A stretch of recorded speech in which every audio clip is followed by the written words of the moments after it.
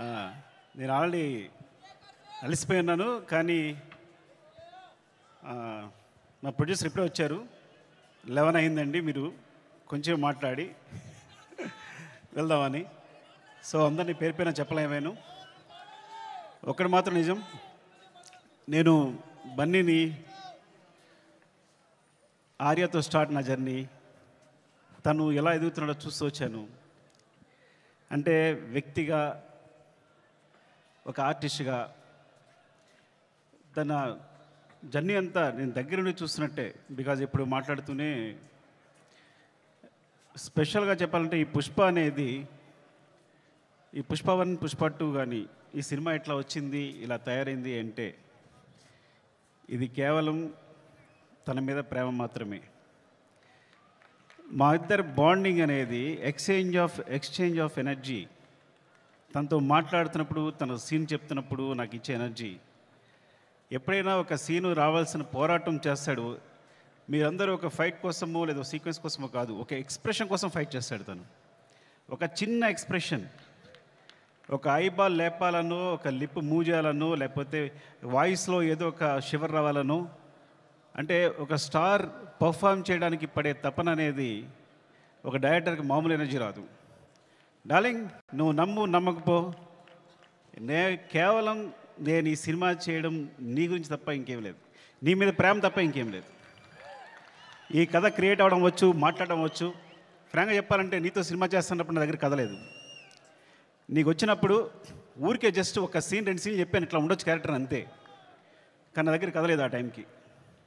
So నువ్వు నమ్మి నా తర్వాత నువ్వు నాకు ఇచ్చిన ప్రతి క్షణం నాతో మాట్లాడుతూ ఎనర్జీ కానీ, మన ఇద్దరిని కూర్చున్నప్పుడు నేను ఒక సీన్ చెప్పినప్పుడు నువ్వు ఇచ్చే తపన కానీ, సీన్ గురించి పడే తపన కానీ, ఈ వ్యక్తి కోసం ఏదైనా చేసేయచ్చురా.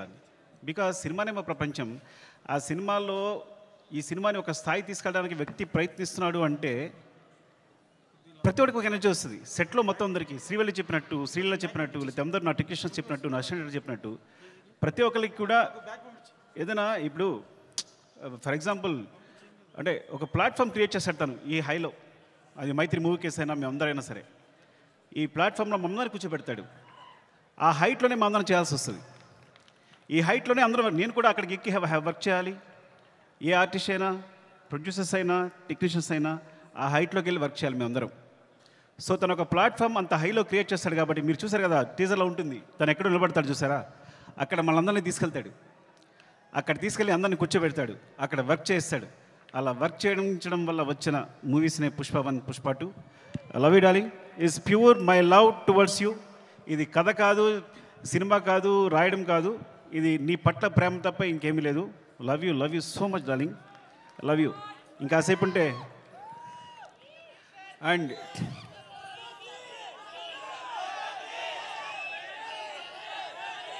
Love you.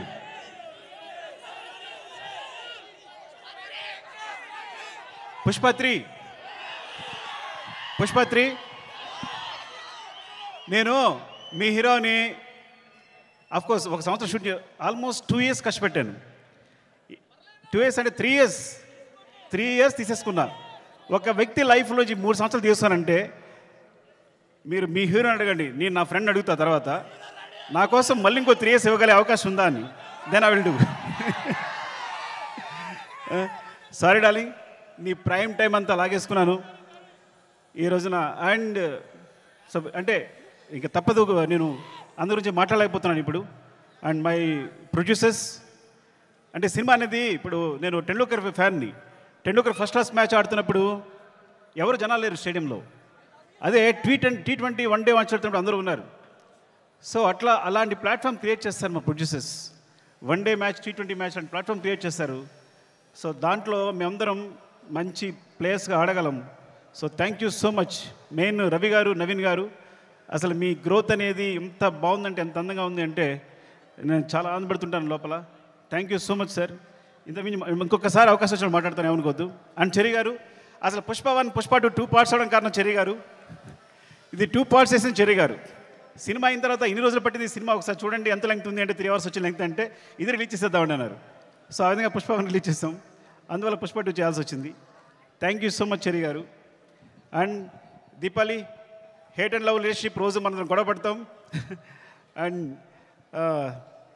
మీరు ప్రతిరోజు మీరు పడ్డ తప్పన సెట్లో. Thank you so much. And కుబా మీరు దిల్ రిబా.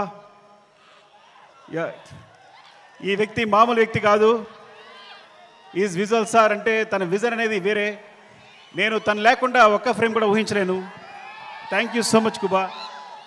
అండ్ శ్రీవల్లి గురించి మాట్లాడాలి కంపల్సరీ. నేను ఎడిట్ చేస్తున్నప్పుడు సినిమా చూసినప్పుడు తను క్లోజ్అప్ చూసి కూర్చుండిపోతున్నాను. తను వెనుకున్నా సరే అంత అంటే ఎంత ఫ్రీక్వెన్సీ మ్యాచ్ అయింది అంటే నేను ఎప్పుడు తన దగ్గర చెప్పక్కర్లేకపోయింది. అంటే తను నేనేం చెప్పినా వెంటనే తను నేను చెప్తుంది వీళ్ళు చేసేస్తుంది అంతే తప్ప మా ఇద్దరు డిస్కషన్ లేదు ఇప్పుడు కూడా.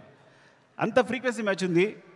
అంటే ఒక క్లోజ్అప్ని ఎప్పుడు నేను ఎన్నిసార్లు ఎంత వెనకాల తను హీరో మాట్లాడుతున్నా కూడా వెనకాల ఉంటూ ఎక్స్ప్రెషన్ ఇస్తుంటే కనుక నా అయ్యేట్ వెళ్ళిపోతుంది.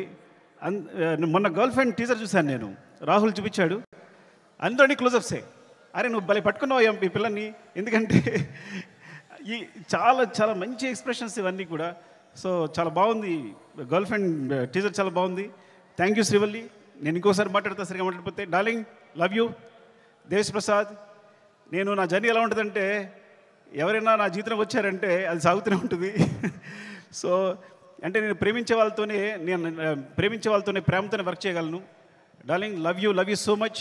నువ్వు క్లైమాక్స్ ఇచ్చిన బ్యాక్గ్రౌండ్ స్కోర్ ఈజ్ ఆసమ్. నిజంగా సినిమాని ఎక్కడికో తీసుకెళ్ళావు. Thank you so much darling. And Sreeleela, thank you Sreeleela. And అమ్మాయి అమేజింగ్ మూవ్స్. అండ్ నువ్వు ముద్దుగా తెలుగు మాట్లాడుతున్నావు. నువ్వు మెసేజ్ పెడితే అన్ని తెలుగులోనే ఉంటున్నాయి. ఈ కాలంలో ఒక అమ్మాయి తెలుగు మాట్లాడుతుంది ఇంత అందంగా అంటే. And God bless you. నువ్వు చాలా మంచి ఫ్యూచర్ ఉంది. Thank you so much. Drakshayini కోపంగా ఉందా నీకు? ఏం లేదు కదా. ద్రాక్షాయిని చెప్తారు.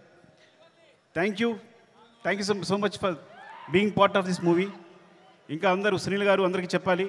అండ్ రామా, మౌనిక, నిన్ను తగలగా నాకేం వేస్తావో తెలియదు, చివరికి మాత్రం అద్భుతం చేస్తావు. ముందు మాత్రం ఏం చెప్పాడు, సరిగా చెప్పాడు అంటాడు. చివరికి సెట్ కంప్లీట్ అయ్యేసరికి మాత్రం మనం షాక్ అయిపోయి చూస్తూ ఉండాలి. అలా జరిగినప్పుడు నేను ముద్దు పెట్టుకుంటూ ఉంటాను తన్ని. అండ్ ఈ నవీన్, ఎడిటర్ నవీన్, అంటే లాస్ట్ మూమెంట్లో ఇవన్నీ కంటిన్యూస్గా చూస్తూ వీళ్ళందరూ గురించి మాట్లాడాలి. రాజకిషన్ గారు, రసూల్, ఇప్పుడు అందరూ చేసిన వాళ్ళు. అండ్ మా టెక్నీషియన్స్ ముఖ్యంగా. అండ్ కమల్ సార్, నేను చాలా కష్టపడ్డాను. టైం అయిపోయింది. ఓకే అందరూ టైం అయిపోయింది చెప్తున్నారు. మళ్ళీ ఇంకొకసారి మాట్లాడుతుంది అందరి గురించి. Thank you so much. Love you.